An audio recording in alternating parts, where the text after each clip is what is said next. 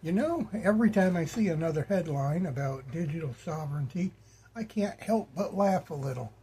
Not because it's funny, but because it's so obvious. It took governments so long to figure out, like, welcome to the party, folks. We've been yelling about this for a decade now, while they were busy signing cloud contracts the size of a small city.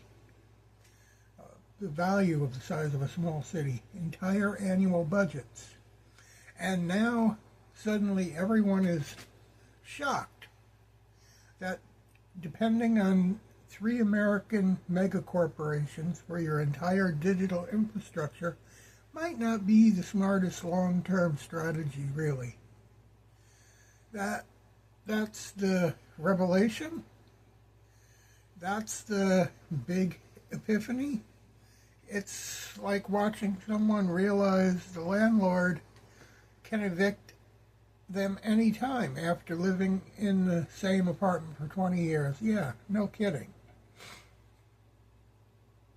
Countries are looking around and going, wait, all our data is on someone else's server. Wait, our government apps break if a company in California sneezes. Wait, we can't even audit code running our elections, hospitals, or schools. And the answer is always the same. Yep, you outsource the sovereignty.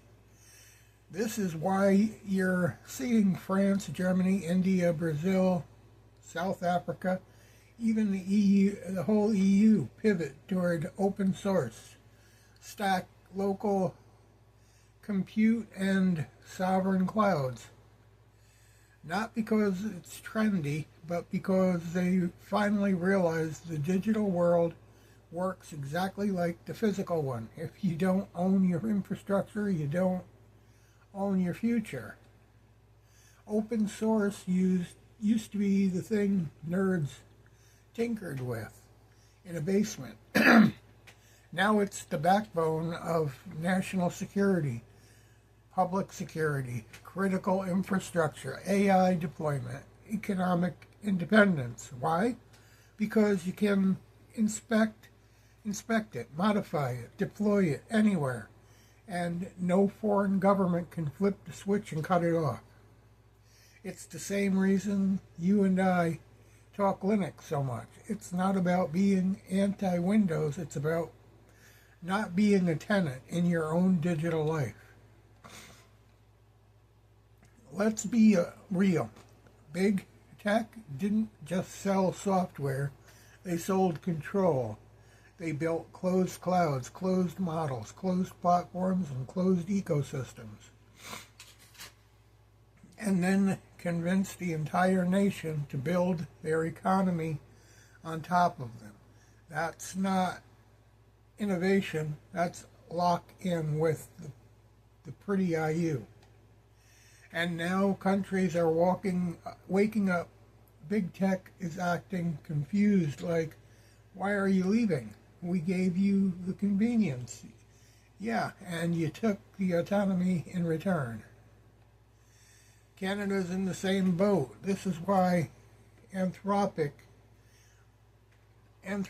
lockout hits so hard. Not because Anthropic matters, it doesn't, but because it exposes the truth. Canada doesn't control its own digital stack. And that's the part that stings. The shift is bigger than tech. This isn't just about software. It's about your identity, your independence, and the right to build your own future without asking permission from a corporation 4,000 kilometers away. Nations are realizing what individuals are like us figured out years ago. If you don't control your own tools, the tools you control, and honestly, it's about damn time the world caught up. It truly is. If you want hear more, don't forget to like, follow, and subscribe. We'll catch you again.